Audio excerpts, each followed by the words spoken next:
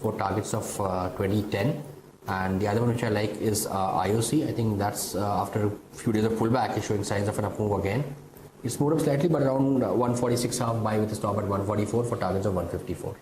Okay, well, Avenue Supermarts at a fresh high right now, approaching almost that 2,000 rupee mark, and the market cap of Avenue Supermarts almost at 1.2 lakh crores. So very strong, the kind of momentum we've seen there. Rajat Bose also joining us now. Rajat, hi, good morning. Your individual stocks for trade now? Well, I'm buying two stocks. One is HDFC Life, which I would put a stop loss below 619. Today it has opened lower, and after that seen a lot of buying, and I've seen that where the range between 624 and 620 acting as a strong support area. So unless it breaks 620 and falls below that, it is likely to move up, and my targets are 639 and 644.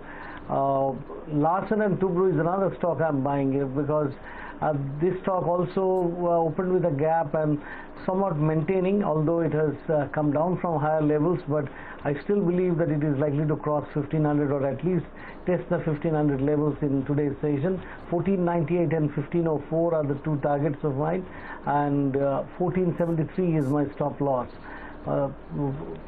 I'm also expecting the Nifty to actually scale up even from here.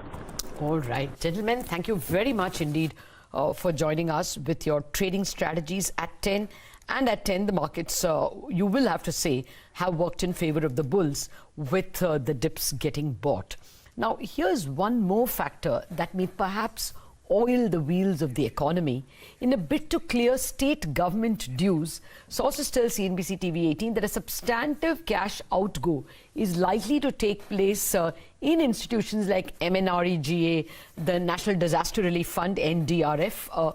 All that will mean more expenditure at the state level. So it's economically sensitive and positive news. Sapna Das, who's tracking the story for us, is joining with the latest that she has picked up on central transfers to states. Tell us, Sapna. Well, we had earlier reported that there could be a couple of items that may be up for, additional expenditure on the side of the government. Manrega and National Disaster Response Fund are two of them. But we are also now given to understand that possibly fiscal transfers to states may find a major mention as far as the supplementary demands for grants are concerned in terms of the additional cash outgo by the centre. So here, basically, if you look at the CGM March end numbers, the fiscal transfers to states were down by almost 26,000 crores. Some of that was capex and the rest was revenue expenditure. We don't know as of now whether the entire amount is what the centre is going to talk about or rather look at, but some additionality will have to be created in terms of clearing up the untransferred dues to the state governments, as FY20 is the terminal year of the 14th Finance Commission grants. Having said that, we are given to understand that possibly Manrega may see an additional outlay of around 5,000 odd crores, so that will be an addition in the FY20 budget estimates that have already come out. The National Disaster Response Fund is also something that will get more funds, because as of now it's completely out of budget. As far as NHAI and Air India are concerned, we are clearly given to understand that there is no plan for any cash infusion or any cash expenditure on the part of the government anytime soon. Oh, okay. So that comes with a caution then, Sapna.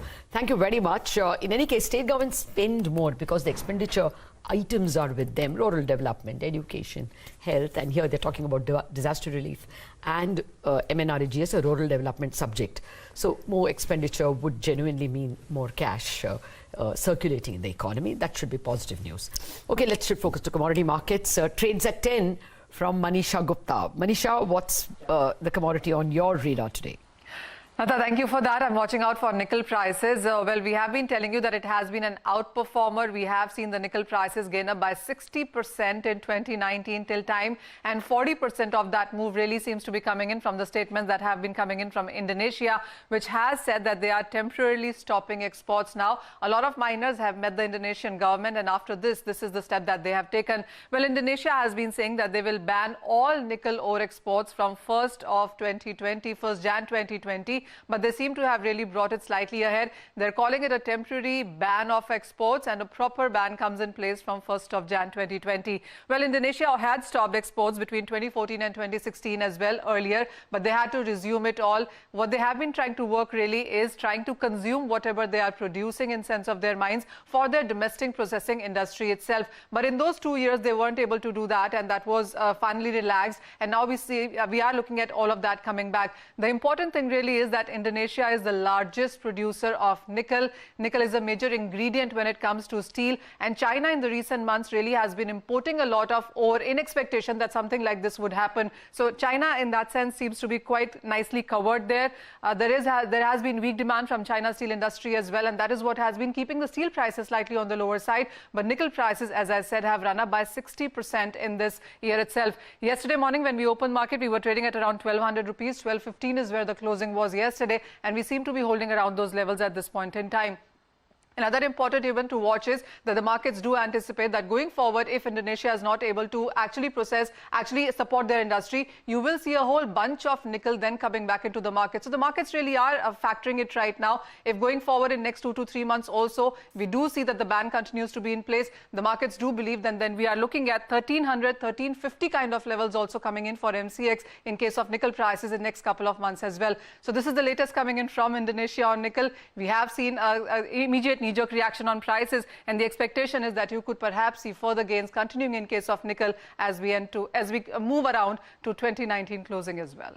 Okay, Manisha, thanks a lot for that. So that's the commodity corner. By the way, the stock that's really soaring right now is HPCL. Just pull it up. It's getting back to its 52-week high of 330, and now the stock has gained almost 30% for the year. Okay. So it had a bit of a dip, but it has recovered that, and a massive buying scene there. I think we must dwell a little more on what Manisha said. If nickel prices go up, stainless steel becomes very expensive, because nickel is a good 30% of stainless steel. In carbon steel, that is non-stainless steel, the amount of nickel is a little less. But nevertheless, it will mean that margins for steel products could get crunched, because you can immediately pass it on, especially at a time of slowdown. So we must have the steel makers either in trouble or being able to pass on. In any case, just put that on the radar. The going up of nickel prices, very detrimental for stainless steel makers, a little less for carbon steel makers. We'll try and get more from the steel companies. For the moment, it's a break, and then we are going to touch base with Umesh Revankar, the Managing Director at Shriram Transport Finance, for more details on the merger buzz.